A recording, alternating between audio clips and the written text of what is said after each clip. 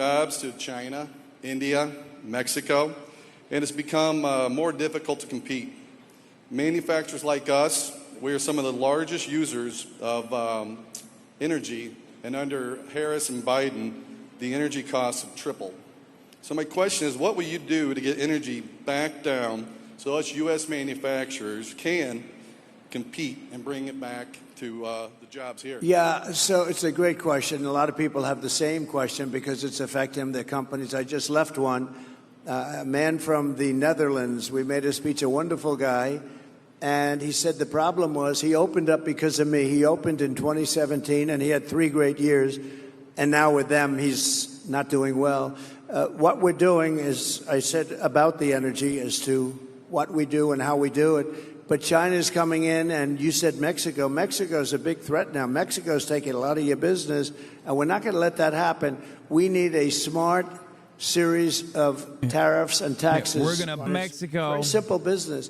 You know, China won't take cars from outside of China. They only take them if you build in China. You have to build your factory. So if I'm making a car and I think I'm going to sell it into China, they have a massive over 100%. Good thing Trump didn't sign like a new version of NAFTA when he was president. Tariff, I'm going to have to build my factory in China. And they encourage it. They help it. We're going to be doing the same thing, but we're going to do it even better. We're going to bring cars back. We're going to bring, like you say, what are you, auto parts and things like that, right? We're going to bring that all back to this country. It's all coming back. If they had to pay tariffs on what they're doing and what they're selling into our country, they wouldn't be putting your business out of business if that's where you're going. It will never happen, and we're going to do it just the opposite. Plus, we're lowering the tax rate. So I took it from 39% to 21%. These are for companies, and that's why we had the great numbers for jobs. But now what I'm doing is I'm going, and nobody thought that was possible, and I got it approved by Congress, believe it or not. Now we're going to 21, from 21 to 15%, but you have to make your product in the USA. So if you want to take advantage of the low tax rate, you have to make your product. So we'll be down. Fuck it, lower it to 0. Let's go. One of the lowest tax rates in the whole world, so it's more than competitive. Companies will come here. But in addition to that, we're going to keep this really terrible competition. I don't mind the word competition, but it's predatory. And we're going to keep this competition out so that you're able to grow your business and grow it well. And you'll make the product and you'll sell it inside our country. And I know exactly what your situation is. People are so funny. They're celebrating a corporate tax rate going down to 15%. Like, it impacts a single one of these people, dude. Like, yeah, this guy, the Jesus is my savior guy. He's like, well, you know, I happen to be a shareholder of ExxonMobil. This is gonna pay dividends for us. Mike Rogers, Senator Mike Rogers, and we've got Lisa McClain, Congresswoman yes, a warrior. Yes, she is a warrior, and the amazing, incredible Congressman John James. Hey, John. 1488. Good. And they will help dude. us Hello. get this done. I appreciate that you talked about tariffs, and I think it's so important that you continue to call out China, and we support you on that, because we don't want China building those plants in Mexico and then running those cars across the border. Without any tax whatsoever, and putting everybody here in not only danger, it's over. Your union head, I don't know who he is, Sean Fain or something, whoever this guy is. In Michigan, they're booing him. He sold you out because he let Biden, who doesn't know what he's doing, I mean, you probably noticed, he let this guy come up with an all-electric mandate. Those cars are all going to be built in China. We want cars built in the USA. It's very simple. And they're going to come in at levels. We'll be having auto manufacturing at levels that we haven't seen in 50 years. We're going to have a lot of companies coming in. And we're going to make it competitive so they can come in and they can thrive, not like this gentleman where they come in and they product. And you know what they do? Oh, here, this is fun. Kamala Harris. And folks. Kamala Harris 2019, President Trump's border wall is a medieval vanity And folks, project. on the subject of transnational gangs, let's be perfectly clear. The president's medieval vanity project is not going to stop them. You know, it's crazy because she was right back then. And we know the arguments, right? The White House, and look at that, Kamala Harris looking through the border wall there, down on the southern border. I don't know what specific agency she's with there, probably CBP, Customs and Border Protection. The media that is traveling, we know the argument. 2019, President Trump's border wall is a medieval vanity project. 2024, looks up in awe at that very medieval vanity project. God, this country is so stupid, dude.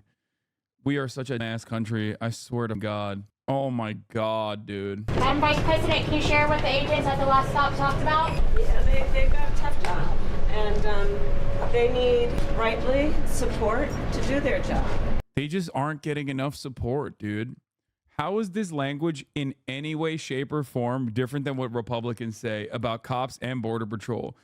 The real issues with Border Patrol is that they're simply not being respected enough. The real issue with the cops is that they're simply not being respected enough. They're not getting enough money, actually. And that's right. We're going to give them more money, and they're going to show these disgusting, barbaric, savage immigrants what's what, you know? And they work long hours. They're very dedicated. And so I'm here to talk with them about what we can continue to do to support them and to also thank them for the hard work they do. What about making stricter action? Yeah, we're going to make them feel good about the hard work that they do. That's the problem. They're just not feeling good right now. They have imposter syndrome. We're going to fix the border by fixing the imposter syndrome. Going to go to war again. I think Rick Grinnell is here. Is Rick Grinnell here? I think so. Did a fantastic job. Yeah, they're fighting. I said, fellas, you guys want to fight? You want people in your countries? That's okay. But if you do, I'm going to charge you 200% tariff to do business with the United States, and that's it. They called me back 2 days later, sir, we've made peace. After years, we've made peace. So, you know, it really does. It has a great power to it. There's a great power if you... Like, what's the calculation here? From the minds of the Democrats, is the calculation that like Americans want to do policies, but they want like a black woman to do it instead of like a white guy? Is that what's going on? You're like, you don't get it. Like Joe Biden was not the right guy. What the right person to do the Hitlerian policies is actually a black woman. This way, it's a diversity W, okay? It looks a lot better on the optics front. Fuck it. Like, you know, abortion. Yeah, who cares, right? Drop that one too. I mean, maybe in a couple of years. Oh my God. It's so sick. Leave it to anybody, but you had zero estate tax. You had zero death tax, we call it. Sometimes I like the word estate better than death, but a lot of people use the word death. And that was a big thing because you would have a farm and you'd leave it to your children and they have a big tax to pay. They'd go out to the bank, they'd borrow the money, they'd end up losing the farm and living like hell. And part of our tax cuts... This lady is about to meet the estate tax soon, it seems. Except, just kidding.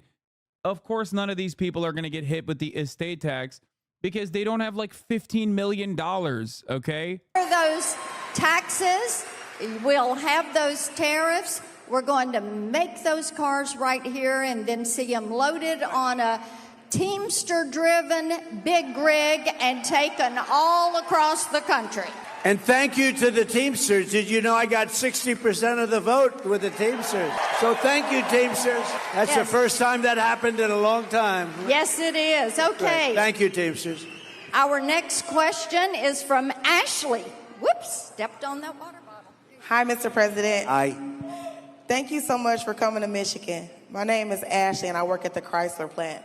Like many auto workers, I am deeply concerned about the future of our industry. With many jobs being outsourced as we speak, what actions will you take to ensure that our jobs stay in America so we can continue to build the best cars in the world here? We're going to make sure that at the top of the hour, when there's a 3-minute ad break, you'll have enough disposable income to be able to avoid said ads. They say it's $6. It's going to be free with a Twitch Prime by connecting your Amazon Prime account to your Twitch account. You get 1 free Prime subscription a month. Use it on the HasanAbi broadcast. HasanAbi. HasanAbi. I call him. What do you have to say to your viewers that doesn't get irony? I don't know. I don't know the irony of what. Is the 3-minute ad break now? Business away. And I didn't know too much about it. All I know is they were taking your car industry away from you. They said it never happened. And lo and behold, somebody said, I remember the event. And then we found out and we had everything. We got the awards. We had everything. It did happen.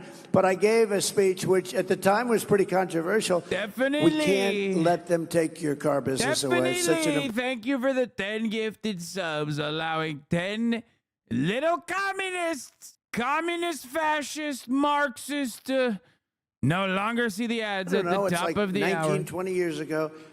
And I could repeat it now without changing a word. You cannot let foreign countries, and a lot of the times our worst foes are our so-called friends, okay? You know, our friends, the European Union takes tremendous advantage of us. As an example, they give us cars by the millions. Migrant crime. We don't have too many Chevrolets in the middle of European cities, okay? European Union take our farm products for the most part. They don't take a lot. But unlike Kamala, who always complains and doesn't do anything, I keep saying, why don't you do? I saw Marcia the other day. Why didn't she do it 4 years ago almost? And I say that, she's on the border today, trying to justify. What a day for the border. She goes to the border today, and they just announced just before she got up to speak that more than 13,000 from jail, solitary confinement people in many cases, were released. But I just say, let's go back. So we can't let them take our businesses, and we're not going to let them take our businesses. And you can control that so easily through good policy. Not her kind of policy, by the way. She changed her policy 15 times. No fracking. Oh, I like fracking. Defund the police. She wants to defund the police. Now, oh, I love the police all of a sudden. By the way, when anybody is into defunding the police even for a day during their career, they can no longer serve as president of the United States. So we're not going to let them take our businesses. And really, a lot of that's determined by our taxation policy. When China has to pay all that money, the people that liked me the best were the steel companies because I saved them. They were dumping, China and others, but mostly China was dumping steel in here at levels that nobody had ever seen before. And it was putting the steel companies out of business. I put a 50 and 100% tax on the dumping of steel, and the steel companies thrived. I saved them, and you have to have the steel companies. So we'll do the same thing, and you don't worry about it. Here's what you have to do. I only ask you to do one thing, and then you can sleep beautifully all night long, go to a job you love, and get a lot of money at the end of the week. You know what the thing is? Vote for Trump. If you vote for Trump, everything's going to be taken. There you go. Everything is going to be vote taken. for him, all the good things will happen. And vote for Kamala, all the bad things will happen. Todd. It's that simple. We've got another question over here. Todd is over here, right there. Okay, Hi. he's got his microphone. Todd? Welcome, President Trump. First off, I want to say you and your family are in me and my wife's daily prayers. Thank you. May God continue to watch over you. Thank you very much. It's just, dude, we are becoming increasingly dumber and more belligerent as time moves on. On the right hand of the spectrum, you have the Republicans that are just basically collectively hallucinating a completely different reality than what is in front of our eyes. And on the liberal side, you have liberals bouldering towards the Republican Party's positions of like only 4 years prior and actively yelling at anyone that even says, hey, this seems kind of up. This seems kind of weird. No, don't you feel like things are getting worse and worse overall?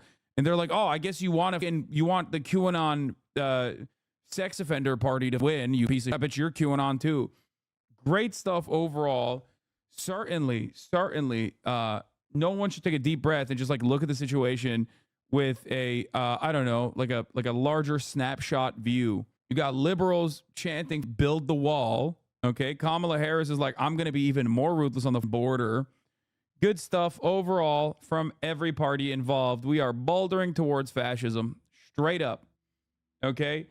even if it's not this time, even if Kamala Harris does win, which, you know, I still maintain the position that she most likely will, the next time around, the next election cycle is going to be straight up, you know, not even 100%, 110% versus 100%. Very cool. He liked was Cadillac, and I love it. I think it's a great car. I think it's right now. It's come a long way too, because it's come through some problems, but it's a very good car. I buy a lot of them for different clubs and things, and it's great. And they're it's very just nice like, people. do you want gay or do you want like Christoph ashes? For me, does that make sense? Okay. Do you want prudish Christian or do you want the gay And we'll version? take care of your situation. You watch what happens. When I do that, they're going to be better positioned because I see what's happening with the layoffs. But they're going to be making. That's a good. Also, that's a good. I don't know what you call it. Car in a way, With it's a Vince, car. you What get would you both? call? Yeah. What would you call that? Pretty much a car. He's the full They're package. going to be making more than they've ever made in a very short period of time. You have one thing to do. You have to elect a person with business talent and common sense, and this whole thing is going to turn around very quickly. Very quick. Yeah. Thank you very much. Great question. Mr. President, they have loved having you here in Warren, Michigan. And I think you've got 5,000 people here and even more outside that have wanted to get in and cheer for you and be here to support you. And they do love you. Absolutely. Thank you very much. Thank you. Thank you. And everybody is going to be working hard and pulling for November 5th. And we've got great questions that have come from the audience tonight. Good. And we're just so excited that you took your time to come here to a great all-American city and talk with a whole bunch of auto workers and let them know you are on their side and you're going to make manufacturing great because you believe in them. Oh yeah, this is so funny. Is like she posted this, by the way, while also she's getting a lot of steps in. I see. Goddamn. Okay, that's a lot of active cardio right there. That's a lot of activity on her Apple Watch. This is additionally insane because this photo was posted at 11:48 a.m., which happened to coincide with the Dahlia strikes that Israel was engaging in. Here is Ambassador Linda Thomas, who very famously said Palestine is not ready for statehood yet, okay, and voted against it at the behest of the United States at the UNGA.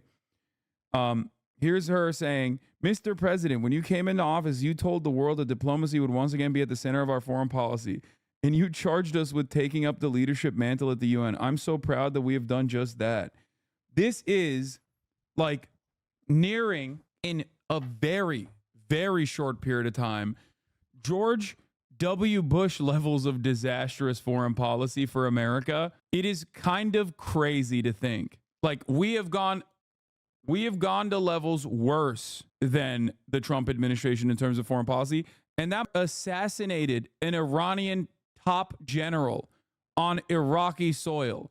Okay? If you think, and I mean this like 100%, this last year of the Biden administration in terms of American foreign policy, unironically, was more devastating than Trump's foreign policy in terms of America's soft power capabilities being diminished, okay? It's obviously nowhere near as bad as George W. Bush because, you know, there is a layer of hell specifically designed for him and his administration. But it is crazy to me that these guys have deluded themselves. I don't know if they ever talk to like a normal human, like maybe just like listen to your butler or something. I don't know. Just like talk to a single human being that is not a lanyard wearing dick skin who is basically a lizard person wearing human flesh telling you that things are looking great in the Middle East. Okay, please talk to a single human. You are directly at odds with the overwhelming majority of the American population in terms of the ways in which the American population is viewing like America's involvement in global affairs. But you are absolutely at odds with the rest of the planet as well. Obviously, the global south has always considered America to be a ruthless force of evil on the global stage. But now you're even losing majorities in the Western nations, in the Western hemisphere. You're losing Western Europe in terms of your undying loyalty to Israel.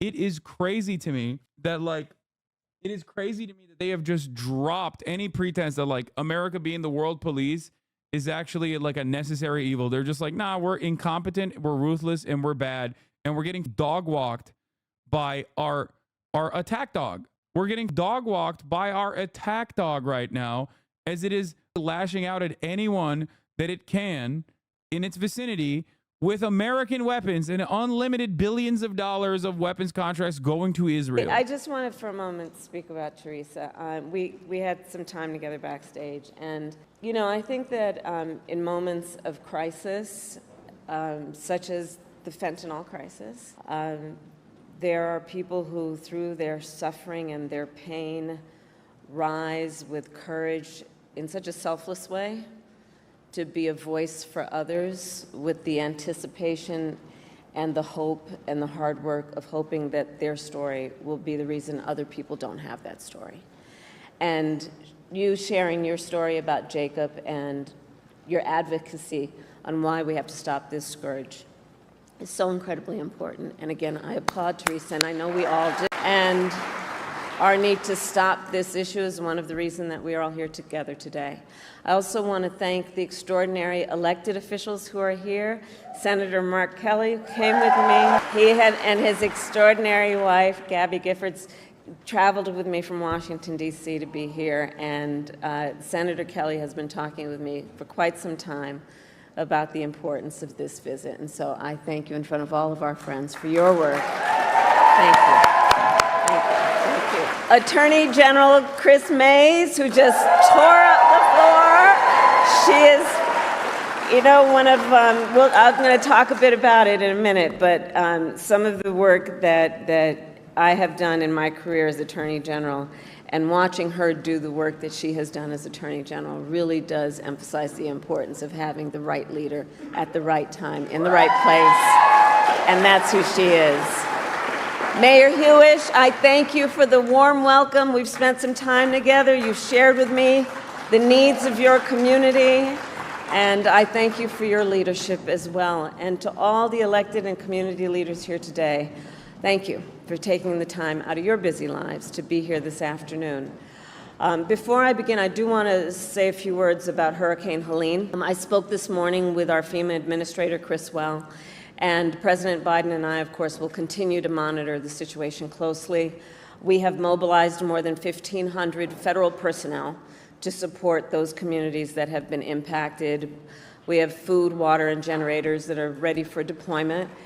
And why does it look like a fake set? Am I crazy? We are working to restore power for millions of people who currently are experiencing outages. And I just want to stress, and for the press that is here, to those who are watching. Sorry, guys. I know we had some money allotted for recovery efforts, but they must go to Israel. Sorry. So I continue to urge everyone to please continue to follow guidance from your local officials until we get past this moment. So thank you all. And now I'll speak about, in particular, the people who are here today and why we are gathered here together today. So Arizona, I think you all know, and this is why you are here, there are consequential issues at stake in this election. And one is the security of our border. The United States is a sovereign nation, and I believe we have a duty to set rules at our border and to enforce them.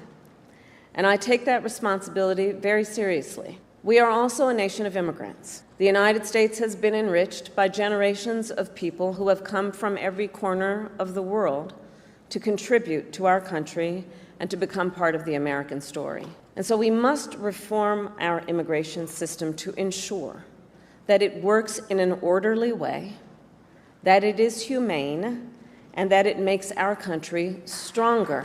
So I've just come from visiting the border and the port of entry in Douglas. I spoke with dedicated agents from Border Patrol and Customs officers who every day see the overflow of commercial traffic through the port. These men and women who work there and at other places along our southern border help keep our nation secure. And they need more resources to do their jobs, which is why we have and are in the process of investing $500 million to modernize and expand the port of entry here in Douglas. And why last December I helped raise the rate of overtime pay for border agents, and also why I strongly supported the comprehensive border security bill. Written last year, as you know, by a bipartisan group of senators, including one of the most conservative members of the United States Congress. That bill would have hired 1,500 more border agents and officers. It would have paid for 100 inspection machines to detect fentanyl that is tens of thousands of Americans every year. It would have allowed us to more quickly and effectively remove those who come here illegally, and it would have increased the number of immigration judges and asylum officers. It was the strongest border security bill we have seen in decades. It was endorsed by the Border Patrol Union, and it should be in effect today, producing results in real time right now for our country. But Donald Trump tanked it. He picked up the phone and called some friends in Congress and said, stop the bill. Because you see, he prefers to run on a problem instead of fixing a problem. And the American people deserve a president who cares more about border security than playing political games and their personal political future. And so even though Donald Trump tried to sabotage the border security bill, it is my pledge to you that as President of the United States, I will bring it back up and proudly sign it into law. And let me say, the issue of border security is not a new issue to me. I was Attorney General of a border state for 2 terms. I saw the violence and chaos that transnational organizations cause, and the heartbreak and loss from the spread of their illicit drugs.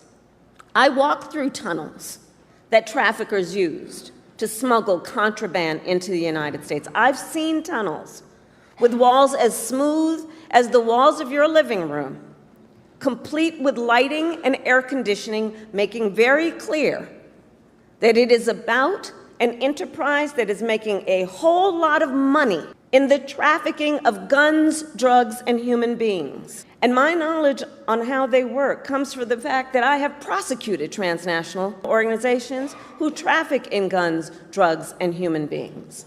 My team and I broke up a heroin trafficking ring in the Bay Area with ties to Mexican cartels. We took down a gang working with the Sinaloa cartel to traffic methamphetamine into the United States. We seized millions of dollars worth of cocaine from the Guadalajara cartel and broke up a drug trafficking operation, including pill mills and so-called recovery centers that were pushing opioids with deadly results. As Attorney General of California, it was 10 years ago that I brought a bipartisan group of American attorneys general and led that group to travel to Mexico City to meet with Mexican attorneys general to address this issue, and in particular to increase intelligence sharing on gang activity, all of which allowed us to prosecute. Why you never show Democrat presidential candidates?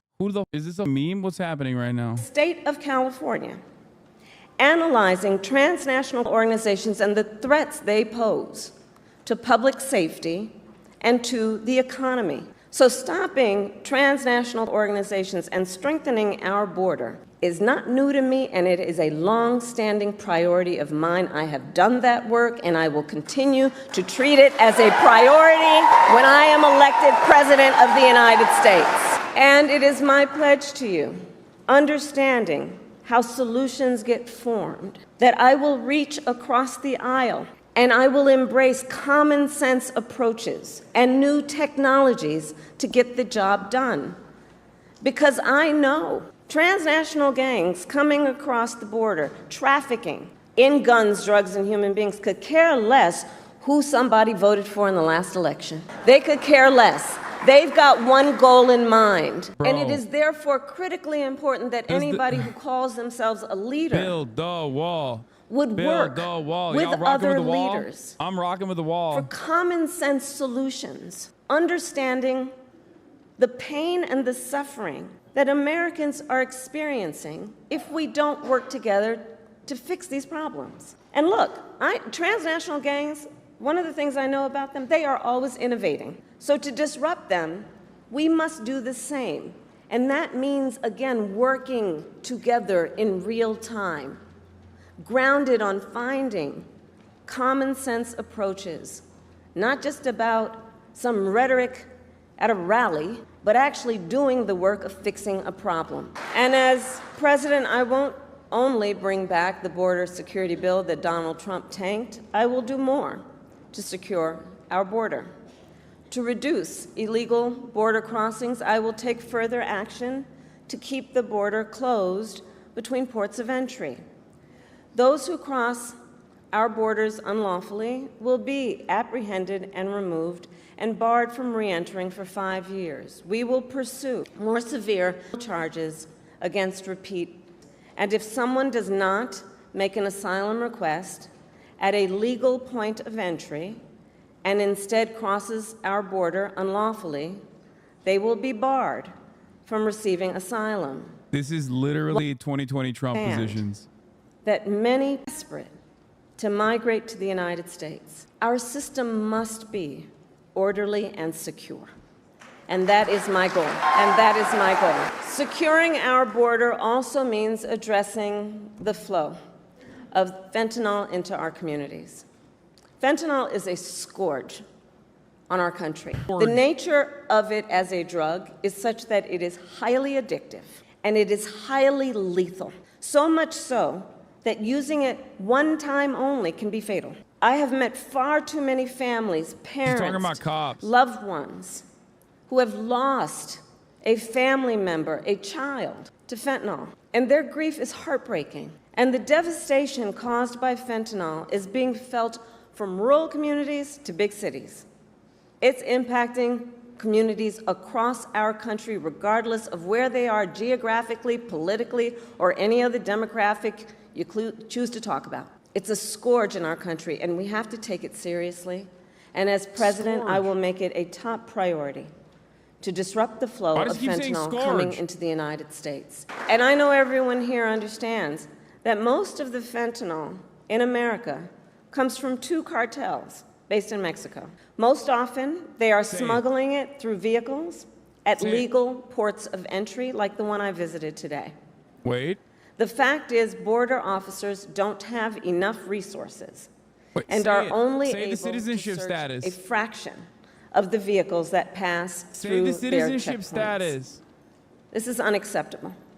They need the resources to do their jobs. Say the status of the citizenship. And as we could have done with that border security bill, I will surge support to law enforcement agencies on the front lines, more personnel, more training, and including 100 new inspection systems that can detect fentanyl hidden in vehicles. And we will make sure that our ports of entry, including airports and seaports, have additional state-of-the-art technology to detect fentanyl and the chemical tools used to make it. New Foxborough has Trump up 3 in Arizona. I will this also means she must double go the more resources right to win them for the back. Department of Justice to extradite and prosecute transnational organizations and the cartels. Yes. She keeps repeating that over and over again. Hey, say who's bringing the drugs in. Come on, please. Say who's bringing the drugs in. You're so close to the border entry thing. We must materially and sustainably disrupt the flow of illicit fentanyl coming into our country.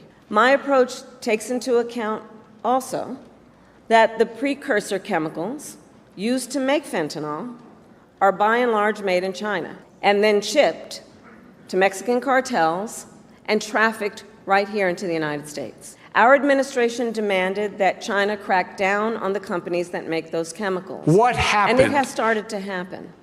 But they need to do more. And as president, I will hold them to their commitment to significantly reduce the flow of precursor chemicals coming from China. And all of this to say, we must tackle this issue from every angle, because our highest charge must be to protect the lives of our people. It must be to understand the pain and to have the courage to know that solutions are at hand if we focus on fixing a problem instead of running on a problem. And on this issue, writ large, we must ensure that our country remains strong and competitive, which includes fixing our broken immigration system. And let me be clear, I reject the false choice. I reject the false choice that suggests we must either choose between securing our border or creating a system of immigration that is safe, orderly, and humane. We can and we must do both. We must do both. And we need clear legal pathways for people seeking to come into our country.